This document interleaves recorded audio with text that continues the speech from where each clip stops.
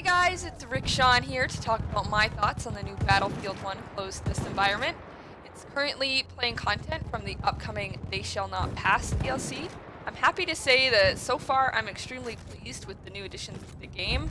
I think DICE is really onto something here, and I'm happy to share my opinions on it with you.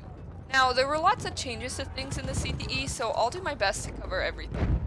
To start out, there are some small changes to things that are already in Battlefield 1, such as lots of weapons having changes to the reload and accuracy characteristics.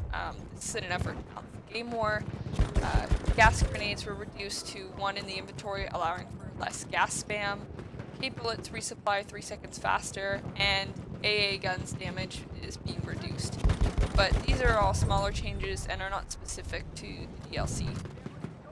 The addition of the French army is very good to see and practically essential since almost all of the Western Front during the Great War was in France itself. It's great to finally have France represented in the game. The weapons are great from what I've played so far. They have a feel all their own, which makes them unique in the arsenal of Battlefield 1. I especially like the RCS 1917. It's so insanely accurate that I found myself being able to outshoot enemy snipers from a surprisingly long distance. I haven't had the chance to try all the new DLC weapons yet because for some reason DICE made it so in order for people in the CTE to test them, they had to be unlocked by completing challenges. This can be an inconvenience depending on how much time you want to dedicate to playing the CTE, but it's only a minor complaint I have. Moving on to the maps, which I think are beautiful and really give off the feeling of the French countryside. On the Soissons map, it's very cool to be playing on a bright and colorful map and then have it quickly shift to a storm mid-battle. It gives a good sense of time progression, and the darker setting changes gameplay partway through battle. The only problem I had with this was that sometimes in larger buildings it would seem too dark and I'd have a hard time seeing enemies unless they shot me first. The new vehicles are very fun so far. My main problem with them is that the servers for the Soissons map in the CTE seem to be playing armored kill conquest game modes. This isn't really a problem so much as an annoyance to me because oftentimes I ended up running into 2 or 3 tanks at a time, which can be pretty problematic if all you've got is a bolt-action rifle and a flare gun.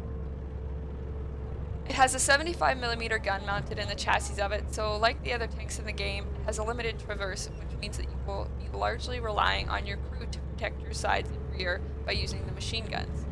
The Behemoth is also pretty interesting. It's pretty much a steamroller moving from one capture point to the next and destroying everything it comes across.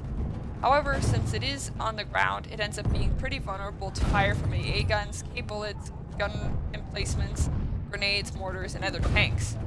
When you put all those things against it, it can seem a little weak. Since this is a test server, I'm sure that DICE will tweak it by the time the DLC is actually released.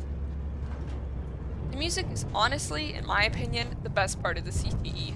It's really quite a rush you get when you're nearing the end of the game and this inspiring battle music starts to play as you and your team charge up a hill toward the enemy.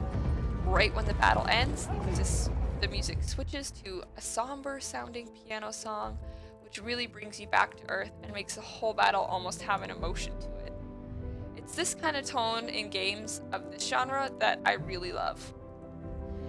So those are my thoughts on the CTE so far. I'm really looking forward to the release of this DLC in March. Hopefully DICE continues with their balancing tweaks to optimize the experience for everyone.